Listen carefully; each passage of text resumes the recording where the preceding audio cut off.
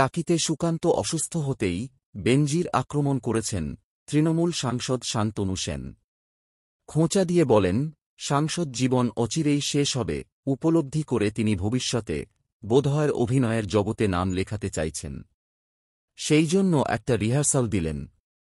এবার কার্যত একই রাস্তায় হেঁটে চাঁচাছোলা আক্রমণ শানালেন তৃণমূল মুখপাত্র কুণাল ঘোষ।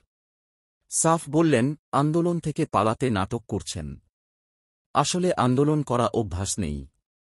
নাদুস নুদুস চেহারা নিয়ে গাড়ির মাথায় লাফালেন। তারপর শুয়ে পড়লেন। আসলে পালাতে এই সব করলেন। উনি ছবি তোলা আর প্রচারের প্রতিযোগিতা করেছেন। দিল্লিতে ছবি পাঠাবেন যাতে রাজ্য সভাপতি থেকে না সরায়।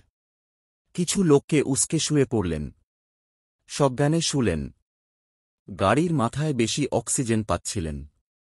প্রসঙ্গত, এদিন টাকি থেকে সরস্বতী মূর্তি নিয়ে সন্দেশখালি যাচ্ছিলেন সুকান্ত। কিন্তু পথ আটকায় পুলিশ।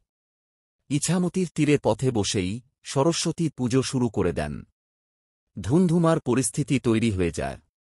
পুলিশের গাড়ির উপর উঠে প্রতিবাদে ফেটে পড়েন সুকান্ত। পুলিশের সঙ্গে তুমুল বচসাও শুরু হয়। তখনই ধাক্কাধাক্কিতে পড়ে যান সুকান্ত। আঘাত পান।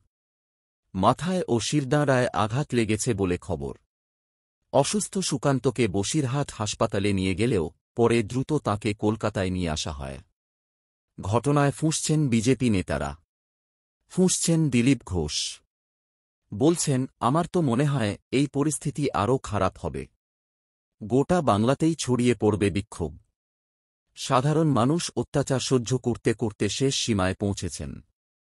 সূত্রের খবর, এদিন সুকান্তকে বাঁচাতে গিয়ে আহত হয়েছেন বিজেপির এক মহিলা কর্মীও। যদিও কুণাল বলছেন, কেউ যদি সাবমেরিনে উঠে লাফায়, ওনার উচিত ছিল সুইমিং কস্টিউমস পরে সাঁতরে সন্দেশখালি যাওয়ার কথা। সন্দেশখালি গেল ইছামতির ঘাটে পুজো করতে। একই সুর শান্তনুর গলায়। বললেন, কোথাও আমরা দেখিনি কেউ ওনাকে ধাক্কা মারছেন, মারধর করছেন।